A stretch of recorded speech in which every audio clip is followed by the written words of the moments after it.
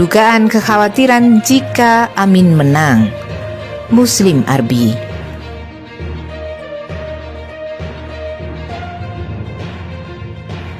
Dugaan kekhawatiran jika Anies Imin menang. Ada kekhawatiran yang mendalam dari sejumlah pihak jika Anies dan Caimin menang dan tampil sebagai presiden dan wakil presiden 2024 hingga 2029.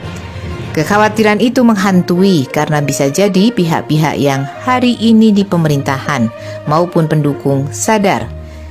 Bisa jadi mereka bergelimang dengan dosa hukum dan dosa politik. Dosa hukum bisa jadi hukum dijadikan sebagai alat dan amunisi politik. Dosa politik karena menggunakan kekuasaan untuk sikat habis lawan politik dengan cara apapun. Dengan tema Koalisi Perubahan dan Persatuan KPP, Anies Imin melangkah pasti untuk memperbaiki negeri ini.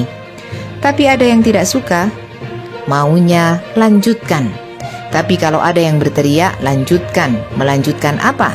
Lanjut hutang yang bertumpuk, lanjut infrastruktur yang ugal-ugalan, lanjutkan pengurukan tambang-tambang untuk kepentingan asing dan RRC, lanjutkan negara kendali asing atau Cina, lanjutkan musuhi ulama dan aktivis, lanjutkan rusak demokrasi, lanjutkan KKN, bahkan semakin ganas, lanjutkan undang-undang yang semakin menindas rakyat, lanjutkan ekonomi yang tidak pro rakyat.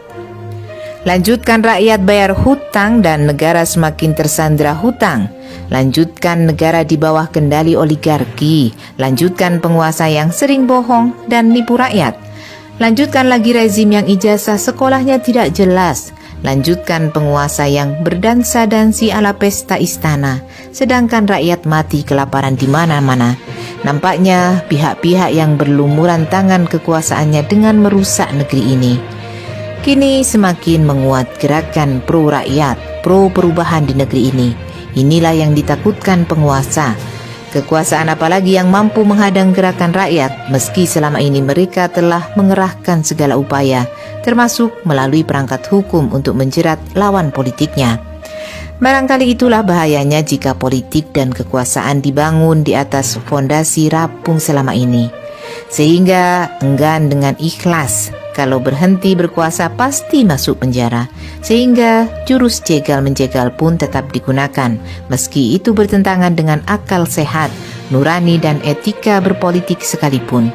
Publik semakin cerdas membacanya. Siapa yang menyebar angin pasti menuai badai, badai yang akan menghantam rezim pencitraan. Itulah rasa takut sesungguhnya yang senantiasa menghantui penguasa.